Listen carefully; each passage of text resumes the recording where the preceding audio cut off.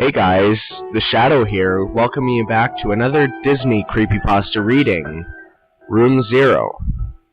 I think I'm getting better and better at this, and I also want to take some time to remind you that I have a big project coming out, and it was written by someone I use for my guest voice, occasionally, Basso. Anyways, that'll be up soon. So lock your doors, bar your windows, turn out the lights, and prepare for Room Zero by Slimebeast. Now relax, this won't hurt too much. It's been a while since I've written anything related to the Disney Corporation, and I'm sure you can understand why.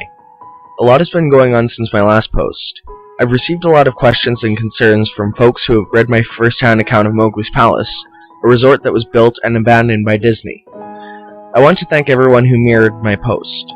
It's been taken down from a few places, mostly corporate sites that were easily leaned on by a larger power. However, for every new topic or disappearing blog post, it seems like 100 more have popped up. There is something they'll have to face. There's no turning back for them. None for me, either. I'm definitely being followed. For the first month or two, I chalked it up to paranoia. Any casual glance or half-smile in my direction set me off. Hair standing on the back of my neck and everything. The first one I was actually able to spot, was a telephone worker milling around my apartment complex.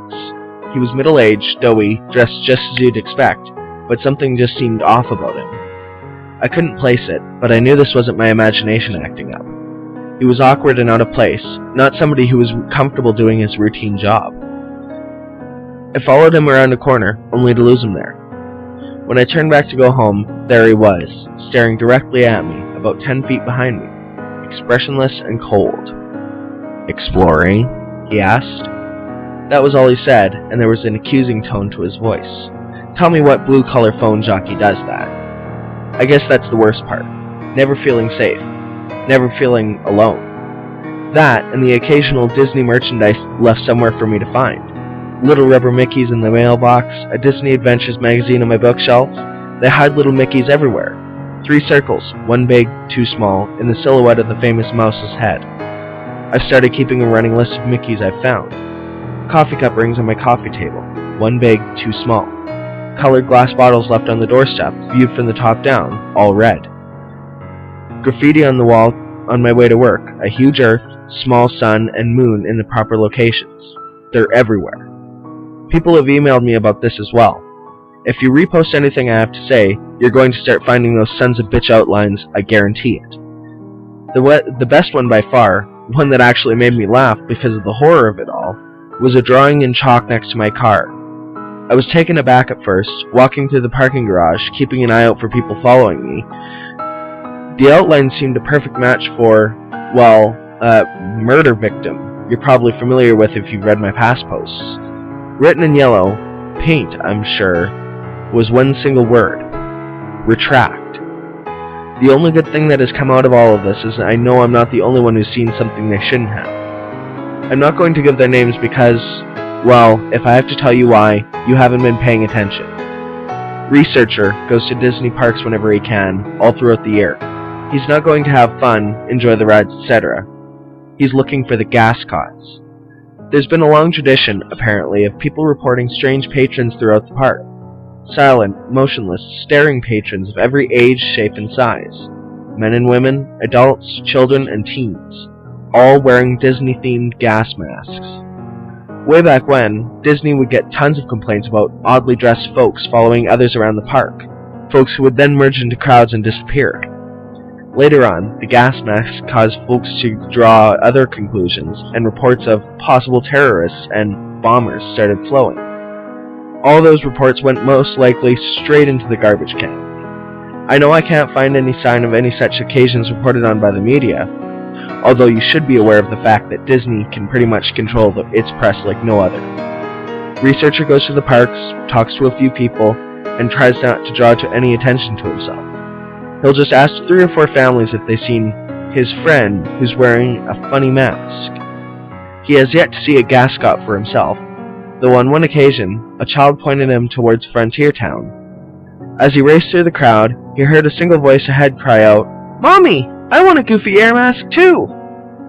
A fellow I'll call Lifeguard worked in a Disney water park from 2001 through 2003. He stood at the top of the huge water slide and made sure none of the kids got too rowdy. He passed the kids through, one at a time, telling them over and over again to be safe, keep their arms in, and so on. One day, as he tells it, this fat kid goes down the tube and doesn't come out the other end. He sent 2 or 3 kids after. The whole thing moves at a steady clip, so naturally you'd expect that if Fatty got stuck, the kids that followed him were stuck too. Not so. Only the big kid disappears. Everyone else comes out the other end, cheering and splashing like nothing's wrong. Lifeguard shuts down the slide, much to the aggravation of the kids waiting. Before he can go through any of Disney's strict procedures, splash! Fatty finally comes out. Staff members pulled the kid out of the water. He sank like a stone when he hit, his skin already blue and his eyes wide. All he would say was, "No face, kids," and "Stop squeezing." The kid was okay, in case you're wondering. He got carted off right to the medical center. When Lifeguard was told to open the slide back up, he made a big stink about how it clearly wasn't safe. Despite his complaints, he was threatened with firing and begrudgingly opened the slide again. From that point on, he kept a closer eye on the kids. Every so often, they'd come out in the wrong order. Never as stunned as the fat kid, but always with a vague look of concern, a dreamy half-stupor that seemed as if they were trying to figure out what was reality. They'd take on some water and choke a bit, and they'd never come back up to ride again. I read his emails with the same sort of unease you might be feeling right now. I wanted him to share his own story, but in the end he didn't want to expose himself that way. I can't say that I blame him. Snow White, which wasn't the actual role she played, she was a character in the park. She had a nice little tidbit for me. You know what happens when a costume employee drops dead in his suit? Like, 1 second he's taking a picture with little Jimmy, and the next he's had a fatal stroke? A second costumed mascot in the area has to sit with the corpse on a curb or bench and wait for a designated dry cleaner to arrive and cart the body away in a discreet manner. All the while, patrons have no idea they're sitting with a dead body for photo ops. Feel free to check your photo albums at this point. That was bad, but another fellow, Janitor, went completely off the creepy charts. Disney World, and probably others, is built with a series of underground tunnels just below your feet. 3 stories worth. Anything and everything you can imagine is down there for use of the employees. They're called utilidors, utility corridors. Basically, that's the reason why you don't see a character out of place or janitors wandering throughout the park. They pop in and out of hidden doors and travel a concealed town you're walking on. Janitor told me something that might be common knowledge, but was nonetheless news to me. Walt Disney had several apartments built into his parks. There's one above Cinderella's castle, there's one in the Pirates of the Caribbean ride. They're all over the place. More than that, there are nightclubs, a movie theater, bowling alley, and much more. All behind doors built right into the whimsical facades you pass by without a second look. Club 22 is one such hidden area. If you have the cash to join the exclusive club, you don't, then you'll have access to it and much more. Club 22 is a place where anything goes. Disney Code calls these places dark zones. Spots where the squeaky clean visage of Mickey Mouse gives way to drinking, drugs, and yes, sex.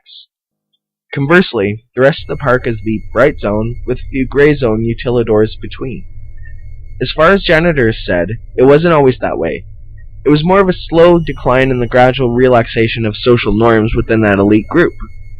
The reason he knows all of this? You might have already guessed it. He's cleaned it. After a lengthy background check and a non-disclosure form, Janitor moved up from a park attendant to one of the dark zone cleaning crew. Now, before you get some satanic human sacrifice vision in your head, Janitor saw nothing of the sort. Lots of empty alcohol bottles? Yes. Used condoms scattered like deflated New Year's balloons? Oh yeah. He cleaned up his share of blood, piss, and vomit, but it was all down to the unrestricted behavior of patrons as opposed to any sort of cult behavior. At least that's how he sees it in retrospect. All that trash, that profane shit, went into a furnace and mingled with the smoke of a quaint cottage's chimney. If you've been to Disney World, you've breathed ultra-condensed sin. Backing up this information was Hammer. Hammer mailed me the old-fashioned way, though I don't know how he got my home address. He sent me photocopies of work papers proving his employment with the instruction to burn them when I was convinced, which I did gladly. Hammer worked around the Disney World park, doing demolition and construction. At one point, he approached a superior regarding some strange construction plans. There was a wide rectangular area marked off on the blueprints, about the size of a supermarket. The area was left unnamed, and only bore the words, "Do not dig." Not only was the superior in the dark, but he was super fucking purposefully in the dark. He didn't want to talk about it, didn't want to know about it, and ended the conversation with, "This space intentionally left blank." Hammer didn't get it. The area seemed a waste of space, and it was directly conflicting with the work his team had been given. He started poking around the area on his off time, finding only a derelict steel door and a great span of concrete just beyond. It was a supermarket's worth of blank, grey floor. Soon after, Hammer started picking gascots out of the crowds. Unlike all other reports, the people, the things, would stand in full view of the guy. They'd cluster together in the distance, or they'd just be pressed against a wall when he turned a corner. He said they moved weird, like they were weak or injured, like a deer that's been run down by a hunter and can't flee anymore. The gas masks, the Disney character faces with filters jammed in, he noted that they seemed wet on the inside, like condensation on a car window. Tiny beads of water glimmered behind the glass, making it impossible for any of them to actually see. Probing further, Hammer started asking questions of anyone and everyone who had been working in the park for a decade or more. He hit dead ends throughout, until he was directed to Ida, an elderly woman who had worked in a restaurant on Main Street. She had been there since way back, and though nobody had the balls to ask directly, everyone knew she had plenty of terrible stories to tell. Hammer asked about the empty space, then about the gas mask customers, and at first he thought he would receive the same non-answers he'd gotten so far. She was quiet, eerily quiet. Room 0, she whispered, a single shaking hand placed to her cheek as if she were a little girl fearing her father's punishment. She didn't meet the man's gaze for the entire conversation. Room 0, as it turned out, was yet another hidden room like the apartments in Club 22. However, its sheer size and its spot deep beneath the park set it apart from any of the fun dark zones. It was a bomb shelter. Room 0 was built to withstand a massive attack, be it conducted by foreign or domestic enemies. Room 0 was to be stocked with enough rations to feed the entire park's average number of patrons at any given moment, and housed a smaller, yet lavish, panic room of sorts for Disney higher-ups. During World War II, official Disney gas masks were actually produced for children to wear in the event of an attack. The idea was that it would be less scary for kids if Mickey's face was emblazoned on the wartime safety device. Yes, I know the obvious problems with that. During this Cold War scare of the 60s, when Disney World was constructed, Room 0 was stocked with similar masks as well. Whether they cared about the fears of children, or just callous branding, the things found their way down there.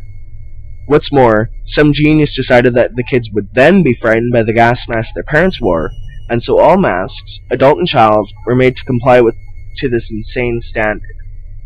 Ida described it as treating a wound with lemon juice. None of this explained what Hammer had been seeing, though. Not only the seemingly supernatural appearances, but the emptied-out room as well. "I've been in there," he explained. "There's nothing but a cement floor and 4 walls." No. Ida shook her head and covered her mouth, stifling a sob. You've been on top of it. Someone or something sounded the alarm one day, when the park was at full capacity. The warning was clear. It was supposedly an air attack. Security ushered everyone down into the tremendous shelter. There, they were ordered to put on their masks and hunker down for the duration of the assault. Everything was quiet for about 30 minutes, save for the crying children and the frightened whispers. No one wanted to die, so they were thankful in a way for this strange measure of safety. Then, the first scream rang out. "Hey!" a man shouted. "Quit pinching!" Waves of shrieks and yelps rippled through the crowd, from one wall to the other, back and forth. "Who's running around? Settle down!" someone hollered. "Who's laughing? This isn't funny! Ow! Who stepped on my foot?" Despite security guards urging to calm down and keep their cool, the crowd became more and more agitated until finally, after an hour of madness, the lights flickered, then died. What followed could only be described as utter chaos. In the dark, only the wails of the young and anguished cries of adults could be heard in a massive, swelling din that bloodied the ears of all within that black echo chamber.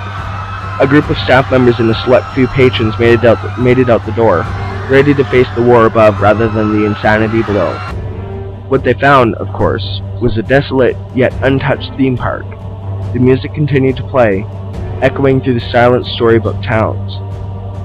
Upon returning to Room 0, the few who stood at the top of the steel staircase that led down into the pitch blackness heard no signs of the previous fray. There was only silence. Ida herself descended that staircase despite the begging of those she left above.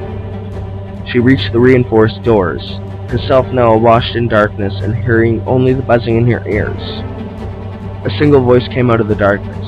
The echo made it impossible to tell whether the mocking, raspy voice was at the back of the bomb shelter, or if it was right in front of her face. Shut the door, dear. You're letting out the cold. Gripped by terror, she did just that. Within days, the entire thing, shelter, staircase, all of it, was covered with feet upon feet of cement. Air systems and generators above its ceiling were removed, creating the large empty space. They're still down there. Ida told Hammer. Down there with whoever that was. You might have noticed that I've used Ida's name. Unfortunately, she passed away soon after telling her story. Accidental fall, supposedly, after getting out of bed to turn on a light. Such a company devotee, the paper reported, that her entire bedroom was covered with Mickey silhouettes.